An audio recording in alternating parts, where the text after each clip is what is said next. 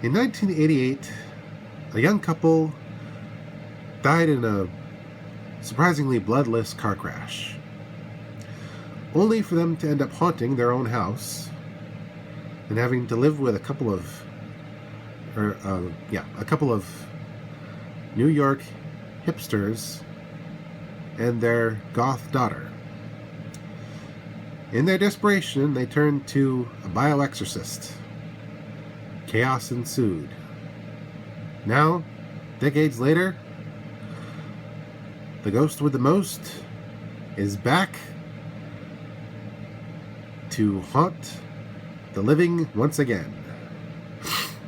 Yes, Beetlejuice, I'm not saying it a third time,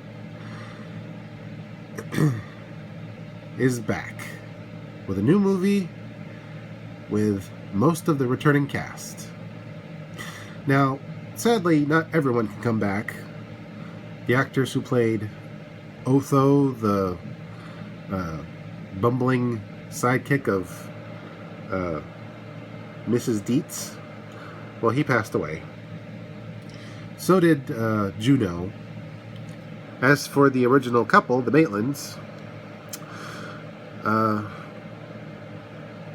Alec Baldwin and Gina Davis are still alive, but they look nothing like their original characters, though you could probably do CGI on their faces and make them look like the original characters. But instead, they were written out, sort of shoveled away peacefully, and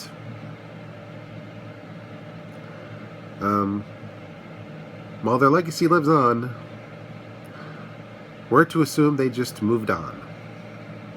As for Mr. Dietz, his actor's got a problematic past, and while he's still around, they decided the crux of this movie was going to be his character's death. And so Mrs. Dietz, Lydia, the daughter, and surprise, surprise, Lydia's own daughter, Astrid, played by Jenna Ortega, have come back to Winter River and that beautiful, famous house to bury Mr. Dietz and deal with both life and death. You-know-who decides to exploit that particular fly in the ointment by using Lydia's daughter, who lost her own father under mysterious circumstances, to try to finally get out of the afterlife for good. He's still trying to marry Lydia, but this time there's a ticking clock, because remember the finger that you-know-who took the ring off of? You know, I'm telling you, she meant nothing to me. Nothing at all. That person? Well, we finally meet the owner of that finger, and she is one tough customer. And she's looking to not only get back with you-know-who, but claim his very soul. Chaos ensues. Plus, Lydia's got her own problems with Putz that wants to marry her for nefarious reasons.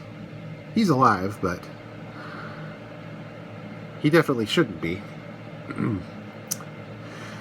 Anyway, the returning cast, Michael Keaton,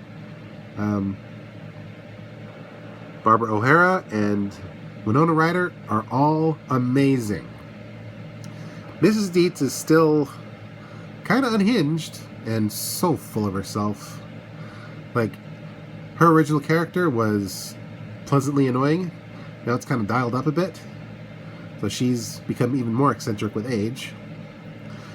Lydia is dealing with real-world problems, having to cope with loss again, and having to try to get her daughter to realize that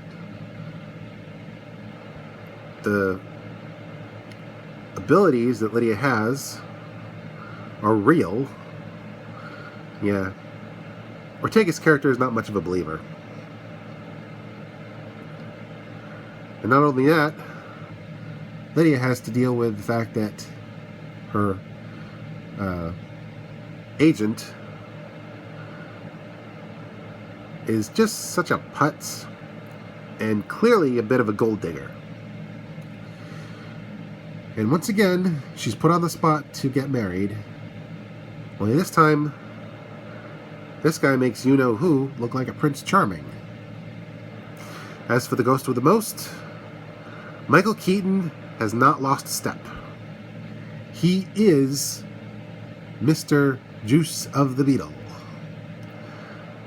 And unlike Robert Englund, I don't think the character is getting recast anytime soon.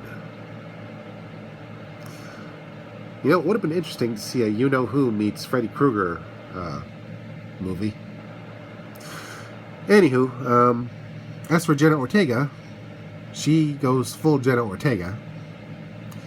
She's once again playing a young child, even though she's, what, in her mid to late 20s? And she gets her own adventure when she meets a young boy with a very odd past. And she finds out things about him that I don't want to spoil. And ultimately, all their plots converge.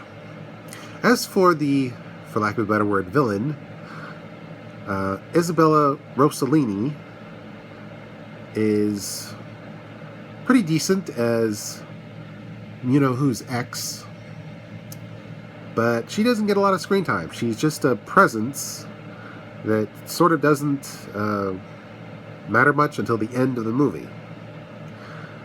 But she's very regal, like a Queen of the Undead kind of, and she hates Lydia. Though I wish they had more screen time together to see what a living person versus dead person catfight could have been like.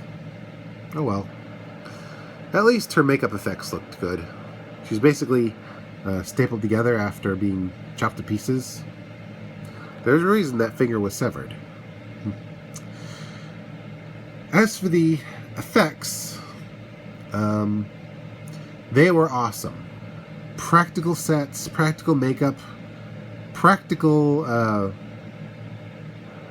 characters, namely multiples of the shrunken head guy from the end of the first film, and they were all practically done. The sandworms are back, only they were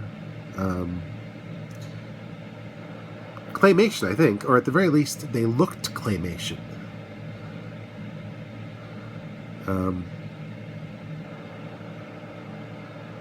Everything was blended seamlessly, and you just felt like this was an advancement of the original movie.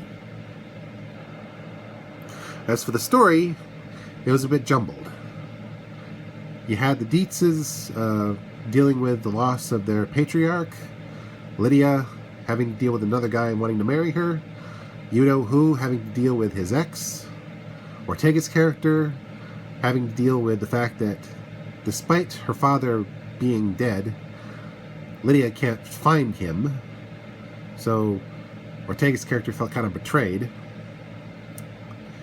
And we even have a main shrunken head dude called Bob, who gets his own storyline, and you really feel for the guy, because You-Know-Who keeps browbeating him in various ways.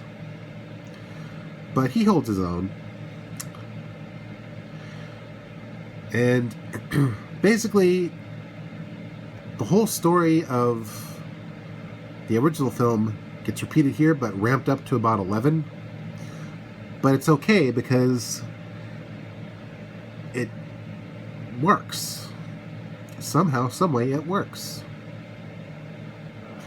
I wouldn't call this film the ultimate realization of the franchise as a whole, That goes to the cartoon.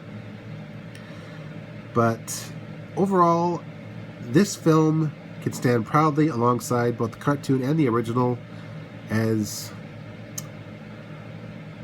a modern Tim Burton classic. And frankly, he does a heck of a lot better than the Alice in Wonderland films with this. So kudos to him, and kudos to the cast, kudos to the effects team, and just props all around. This is Mr. J signing out and reminding you, whatever you do, don't say his name out loud. You don't want his kind of help. And never rush into a marriage, period. Also, if you meet someone, make sure they're alive.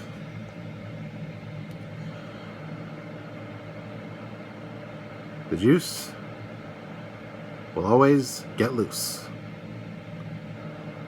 And when it's showtime, it's always entertaining.